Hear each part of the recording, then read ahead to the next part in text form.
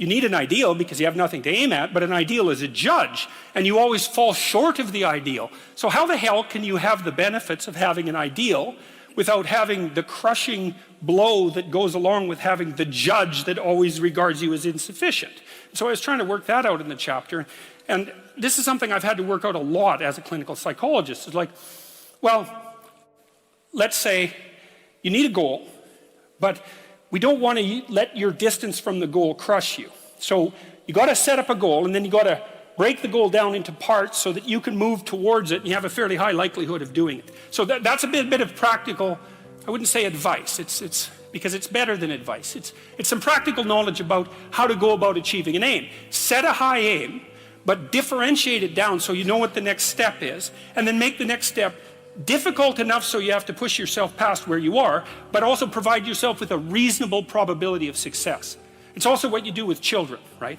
You want to push them because they need to grow up and be more than they are, right? But you don't want to crush them with constant failure. So what you do is aim high and make the goal difficult but proximal. So that's one way of looking at it. But then the next thing is, I've had clients, many clients in their 30s, who are trying to, this is more true with women, I would say. A lot of women who are very high achieving and who established their career goals at 30 and then want to differentiate out their life. They want to have a husband, they want to have a family, they're trying to figure out how to do that. And one of the things I've noticed that around 30, you really have to stop comparing yourself in some ways to other people. And the reason for that is that the particularities of your life are so idiosyncratic that there isn't anyone really all that much like you, because the details of your life happen to matter. And so maybe you compare yourself to some rock star or something like that, and the person's rich and famous and glamorous and all that, but they're alcoholic and they use too much cocaine and they've had 3 divorces, and it's like, how the hell do you make sense out of that? Is that someone that you should judge yourself harshly against or not? The answer is you don't know, because you don't know all the details of their lives. And who do you know that you can compare yourself to? That's easy. You. Yesterday. So here's a good goal. It's something like, well, aim high.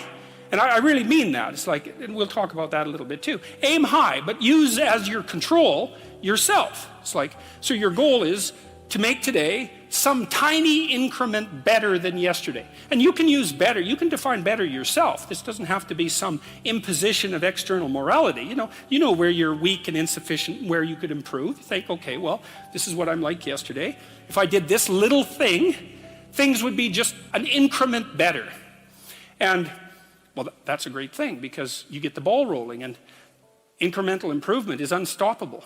You can actually implement it, and it starts to generate Pareto distribution-like consequences. It starts to compound. And I've seen that happen in people's lives over and over. Well, people write me all the time and tell me that they're doing that, but I've seen that happen in people's lives continually. They make a goal that, the goal should be, how could I conceive of my life so that if I had that life, it would clearly be worth living, so I wouldn't have to be bitter, resentful, deceitful, arrogant, and vengeful. Like, that's sort of the bottom line, right? Because that's what endless failure does to you. It's not good.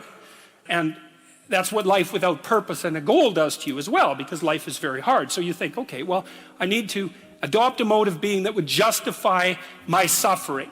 And you can ask yourself that question. What would make this worthwhile? I quote Nietzsche, I think in that chapter, he said, "He who has a why can bear almost any how."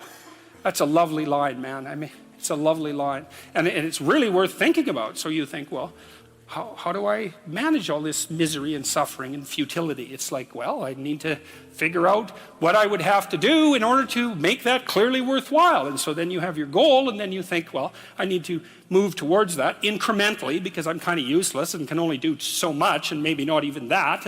But all I have to do is be a little bit better than my miserable self yesterday.